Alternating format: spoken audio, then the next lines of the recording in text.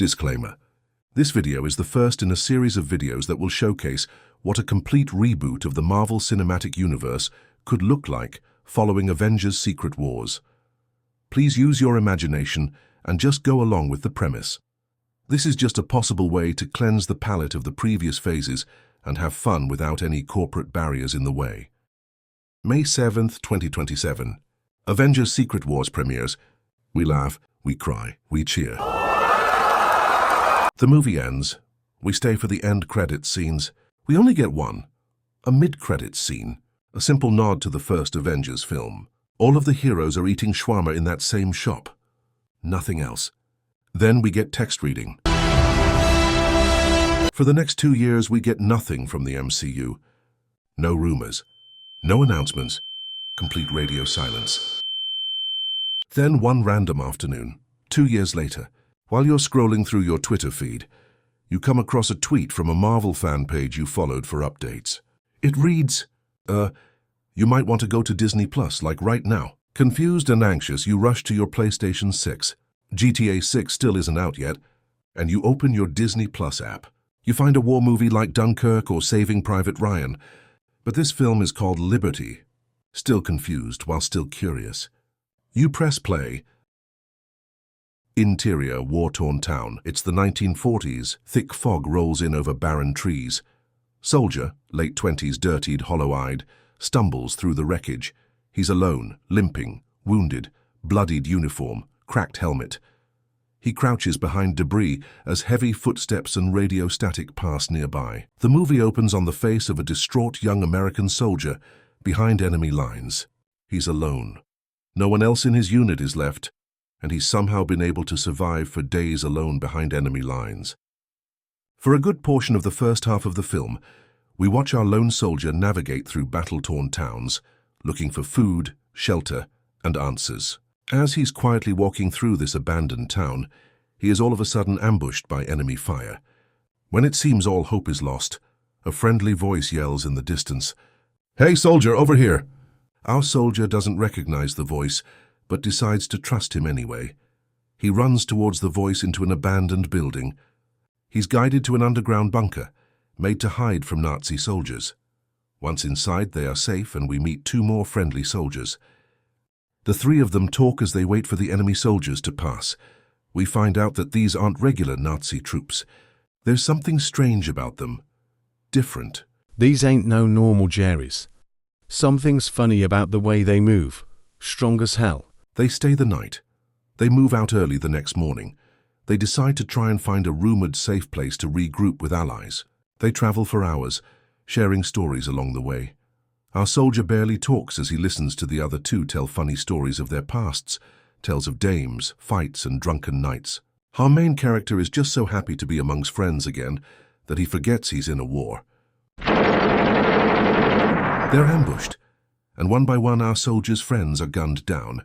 Surviving the surprise attack, he's able to get away again. Traumatized even further, the soldier is checked out. Walking along a path until dawn, he's thinking about all that he has lost since he joined this war, and even when he was younger. "Get down, soldier!" A hand pulls the soldier down to the ground, out of harm's way, as a bullet whizzes by, putting a huge hole where his head would have been. He looks up, he sees a man, blonde hair, blue-eyed, dirty from battle, cool, calm, powerful. "You real?" our soldier says to the man. "Real enough," the man replies. The soldier watches as this man disposes of the 2 enemy snipers, quickly. Just as quick as these weird Nazi soldiers move. Maybe quicker. "Who are you?" "I'm a captain." "You American? Born and raised. How the hell do you fight them off like that?" "I told you, I'm a captain." Our soldier and the captain make camp for the night. They eat quietly. "Where are you headed?" "Looking for something. I think it's close." "What is it?" "It's like a shield." "It's like a shield? That's vague." The soldier goes quiet. Something clicks in his mind, but he says nothing. "Hey, you never told me your name." "I told you already. I'm a cap. If you say captain again, I'll shoot myself. I think I've earned your name by now." The captain laughs. "Steve. The name's Steve. My mom calls me Steven." "I hate it." The soldier smiles back. "Nice to meet you, Steve. Name's James." My friends. My friends used to call me Bucky. Used to? They're all gone now. Haven't heard that name in a long time. Well, Bucky, you've got one friend left. He pats Bucky on the back. Now tell me, where the hell you get a name like Bucky? The camera pans up to the stars in the sky as their laughter fades. Smash cut to the next morning. Bucky is awakened by gunfire. Good, you're up, grab a gun. They fight. Steve's uniform tears during battle, revealing armored blue scales and what looks to be a white star. I knew it, you're Captain America. Bucky is knocked back. We cut to the interior of a jeep. After the battle, Bucky and Cap are inside an enemy jeep with strange technology on the dashboard, retro-futuristic controls. This ain't no normal wheelie. These aren't your regular Nazis. No shit. This is a secret faction. They call themselves Hydra. Hitler began researching science fiction. He believed the myths and legends passed down were actually real. Vampires, ghosts, aliens from other planets, Norse gods too. He was so into finding evidence of their existence, he created a task force just to seek these things out. And you know what? He started finding the evidence. One by one he found relics, artifacts, bones, portals, beings.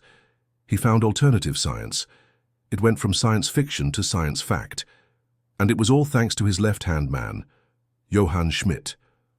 Johann took that task force and turned it into an army, with its own dark scientists and undead soldiers. He even experimented on himself and on others. It eventually earned him a nickname, Red Skull. Soldiers lucky enough to see him and live say it was like looking death in the eyes. Oh my God. Yeah, and Numbskull has my shield, and we're gonna get it back. America! An amplified robotic voice yells in the distance. An android appears through a portal. He throws a shield at Cap's feet. Looking for this? Cap kicks the shield up to his forearm in a heroic pose. They go back and forth long enough for Cap to be distracted as a portal opens up behind him and black tentacles appear. The shield lights up and electrocutes Cap, and the black tentacles pull him in. The portal closes. Steve! He's gone. Bucky is alone yet again. The android, Arnim Zola, disappears with a cube in hand into another portal, laughing. Bucky stares into the distance, where Captain America once stood. Silence surrounds the atmosphere. The film cuts to black and the title of the movie appears, with a slight adjustment fading in. The credits begin to roll. Then we are interrupted by a mid-credits scene. Black goo squirms in the dirt. A mason jar slams over it. Well, that's peculiar, a man says as he's holding the jar up in the sunlight. The black goo moves around in the mason jar. A gruff man in camo pants, a wife-beater, and dog tags around his neck walks past the man holding the jar. He has a lit cigar in his mouth. Quit fucking around. We need to find the captain, the gruff man says. I thought Canadians were polite, replied the jar man. The gruff man puts the cigar out on the palm of his hand and walks off screen. Shut up, bub. We should document this, the jar man says as he begins to put the jar in his satchel. Put it in your purse, Howard, the gruff man says, annoyed. The rest of the credits roll. We finish the movie with the sudden realization that the Marvel Cinematic Universe is back. And now we wait for the announcement of what's next in this new era of comic book movie world building. We will be back with part 2 of this series, where we continue to reboot the MCU. The next video will explain the plans for what the future holds, including each movie or television show, and how they connect to the larger story being told. Please subscribe and click the bell for notifications on all future parts of this series. Thanks for watching.